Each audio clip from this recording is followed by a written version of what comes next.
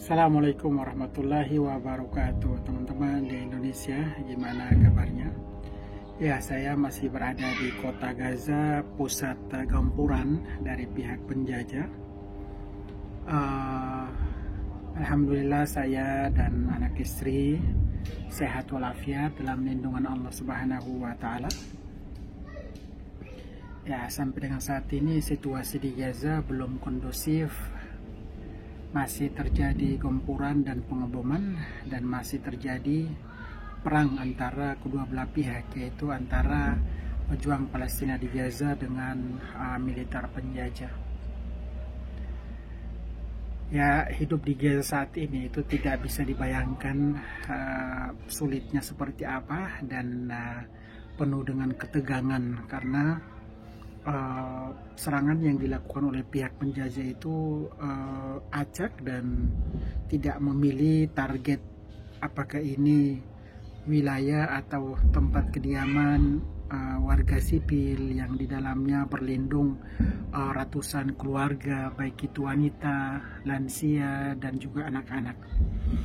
Sudah brutalnya luar biasa melakukan pengeboman dan serangan secara membabi buta. Saya perlu cerita sedikit berkaitan dengan kehidupan di Gaza saat ini, teman-teman. Saya sendiri di Gaza itu sudah sejak tahun 2009, lanjut lagi tahun 2010. Nah, sejak tahun 2010 itulah saya menetap di Gaza, dan alhamdulillah menikah dengan muslimah Palestina. Saat ini alhamdulillah dikaruniai 3 orang anak. Anak yang pertama saya beri nama Filin. Filin itu kepanjangannya Filistin Indonesia. Anak kedua saya beri nama Nusantara. Yang ketiga namanya Bahari. Alhamdulillah saat ini mereka sekolah di Gaza. Dan saya sendiri pun aktivitasnya adalah di jalur Gaza. Sejak hari pertama terjadi agresi itu situasinya memang langsung berubah 180 derajat Celcius, yaitu Gaza, yang mana sudah mulai sejak hari pertama sudah mulai terjadi serangan besar-besar yang dilakukan oleh pihak penjajah. Nah, hari ini sudah melebihi lebih dari 22 hari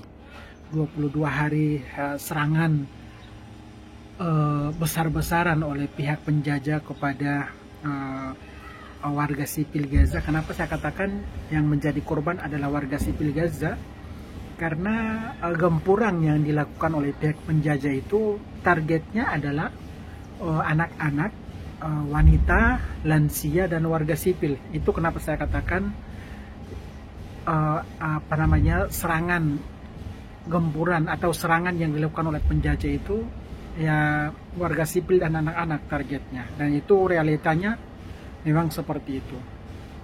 Saya berbicara seperti ini, menyampaikan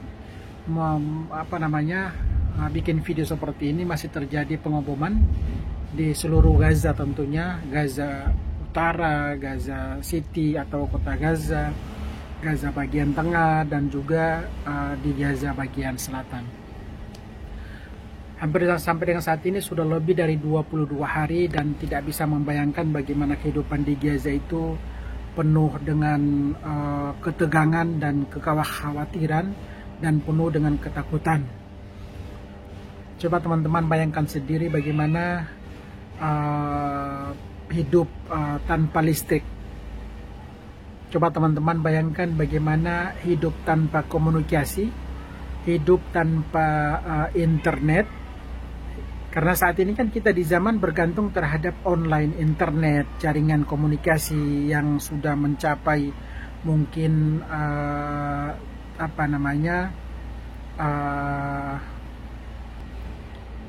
yang saat ini tentunya perkembangan zaman dengan berbagai jaringan internet itu sudah mencapai 4G, 4G, dan kekuatannya itu luar biasa. Nah, tapi saat ini di Gaza teman-teman itu tanpa listrik, tanpa internet, tanpa komunikasi, tanpa air, tanpa makanan, tanpa solar, benar-benar lumpuh, dan seakan kembali ke zaman bahla, zaman dulu, yang mana nenek moyang kita itu hidup dengan menggunakan lampu templok atau lampu lentera, tanpa internet, tanpa komunikasi. Nah, saat ini yang dirasakan oleh warga Gaza itu ya seperti itu. Bahkan sampai untuk mendapatkan air minum pun sangat sulit. Tanpa komunikasi, tanpa jaringan internet karena sudah diputus oleh pihak penjajah.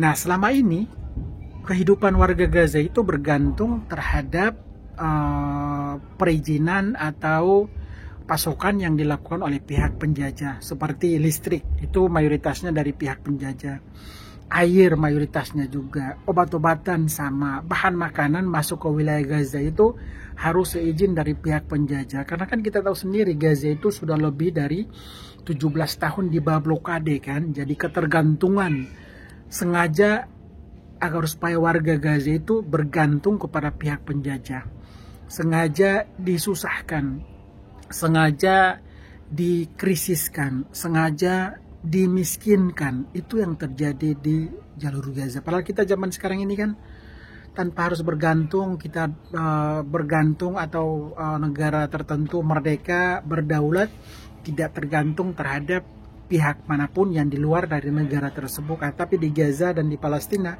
itu sengaja digantungkan atau ketergantungan, sengaja dibatasi ruang gerak mereka agar supaya mau tidak mau mereka harus bergantung. Makan, minum, semuanya itu bergantung terhadap penjajah. Dan demikian saat ini di Gaza, saya sendiri merasakan bagaimana hidup di Gaza ini benar-benar susah, benar-benar menegangkan, benar-benar menakutkan. Dan akan tetapi luar biasa ya, warga Gaza itu mereka walaupun dalam hidup seperti ini, itu mereka memilih untuk tetap tinggal di Gaza. Karena kan mereka sangat peduli dan yakin bahwa ini adalah rumah kami, ini adalah tempat tinggal kami, ini adalah tanah kelahiran kami, ini adalah negara kami. Jadi kami pantas untuk tinggal di sini. Bahkan selama peperangan itu berbagai selebaran yang dibagikan oleh penjajah meminta, mengultimatum kepada warga Gaza untuk keluar atau berpindah dari Gaza Utara ke Gaza Selatan. Ada satu dua yang terpengaruh, terprovokasi, tapi mayoritasnya itu mereka tetap memilih di jalur Gaza. Jadi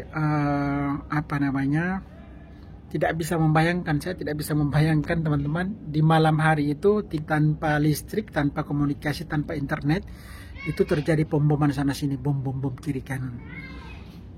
Tawakalnya luar biasa, ketegarannya luar biasa, keberaniannya luar biasa.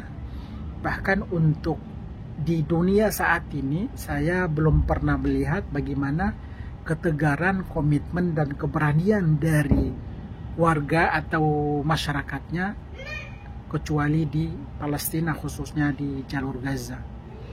Ini luar biasa teman-teman, luar biasa, yang mana Allah Subhanahu wa Ta'ala yang menurunkan kiblat pertama Islam dunia adanya di Palestina. Dan satu paket teman-teman, juga menyediakan generasi tangguh. Coba kita bayangkan kalau generasinya tidak setangguh seperti seperti ketangguhan dari pejuang Palestina, tidak bisa mempertahankan tanah Palestina. Bisa dikatakan tanah Palestina itu kosong. Akan tetapi ya, dengan berbagai peralatan mereka, kemampuan mereka, taktik mereka, itu mereka yakin bahwa apa yang kami miliki itu tidak ada apa-apanya. Akan tetapi ini karena dukungan dan juga atas ridho dari Allah Subhanahu wa Ta'ala. Dengan demikian, walaupun hidup serba sulit, serba penderitaan, kematian, jasad di mana-mana, masih ribuan jasad yang tertimbun, terperangkap di bawah reruntuhan rumah. Orang tua kehilangan ayah, orang tua, ibu kehilangan anak, anak kehilangan orang tua, suami kehilangan istri, istri kehilangan suami. Saat ini yang terjadi adalah di jalur Gaza seperti itu, teman-teman. Brutal dan juga pelanggaran hak asasi manusia, krisis kemanusiaan. Manusia tidak ada harganya sama sekali saat ini adanya di jalur Gaza. Jadi saya sebagai orang asing warga negara Indonesia yang alhamdulillah bisa berada di Palestina, di Gaza, tentunya bersyukur kepada Allah Subhanahu wa taala bisa menjadi saksi tentang perjuangan, bisa merasakan dan melihat langsung bagaimana penderitaan saudara kita di Palestina. Jadi teman-teman di Indonesia, kita jangan terlalu berpikir yang muluk-muluk bahwa dengan dukungan kita, dengan donasi kita, maka segera membebaskan tanah Palestina. Tidak seperti itu. Kita memberikan dukungan, ini bagian dari kewajiban kita, menggugurkan kewajiban kita sebagai wasilah. Jangan sampai dalam image atau pikiran kita itu dengan donasi kita akan membebaskan tanah Palestina. Oh, tidak ada apanya sama sekali teman-teman dengan donasi kita. Kemerdekaan yang akan diraih oleh Palestina itu atas karunia dan hidayah dari Allah Subhanahu wa taala, bukan dari donasi kita, teman-teman. Dari donasi kita itu menjadi tanggung jawab kita untuk membantu, untuk meringankan penderitaan mereka, untuk mensupport mereka. Dukungan yang kita berikan pun tidak sebanding dengan pengorbanan yang telah dikorbankan oleh warga Gaza. Mereka mengorbankan jiwa mereka, harta mereka, nyawa mereka, yaitu untuk siapa? Untuk menjaga harga diri Islam di Palestina. Yang mereka perjuangkan bukan soal tanah saja, teman-teman. Yang mereka perjuangkan bukan soal rumah saja. Akan tapi yang mereka perjuangkan ini adalah tanah yang diwakafkan oleh para anbiya, yaitu tanah Palestina. Jadi sekali lagi teman-teman, alhamdulillah di Indonesia kita masih diberikan kelebihan, kesehatan, panjang umur. Yang paling urgent untuk kita beri dukungan adalah doa. Itu sih, saya itu selalu menghimbau kepada teman-teman Indonesia untuk memberikan dukungan ke Palestina. Itu yang paling penting adalah doa. Saya sendiri teman-teman berada di Gaza ya sudah belasan tahun, tapi merasa bahwa saya kok belum banyak berbuat untuk saudara-saudara kita di Palestina. Padahal setiap hari bersama dengan mereka, setiap hari kegiatan di lapangan, setiap hari. Itu yang saya rasakan teman-teman. Jadi sekali lagi doa dari teman-teman Indonesia. Ini pesawat penjajah, semoga segera damai, segera ada gencatan senjata agar supaya warga Gaza bisa keluar dari rumah untuk mencari saudara mereka yang telah meninggal dunia, yang tertimbun di dalam reruntuhan. Dengan gencatan senjata warga Gaza bisa mendapatkan bahan makanan atau bantuan air minum, bantuan santap makanan. Dengan gencatan senjata kami tim juga bisa bergerak untuk memberikan bantuan, menyampaikan. Karena kalau situasi seperti ini ya kita pun tidak bisa bergerak atau berbuat apa-apa teman-teman. Sekali lagi mohon doanya dari teman-teman di Indonesia. Semoga situasi segera mereda, bisa tercipta gencatan senjata antara kedua belah pihak. Saya sendiri tidak punya kapasitas untuk berbicara yang lebih dulu siapa atau yang punya kekuatan luar biasa itu siapa, atau menyalahkan siapa, atau saya tidak punya kapasitas seperti itu. Saya lebih ke bagaimana caranya menjaga hubungan antara Indonesia dengan Palestina dari sisi kemanusiaannya. Seperti itu. Mohon doanya teman-teman. Assalamualaikum warahmatullahi wabarakatuh.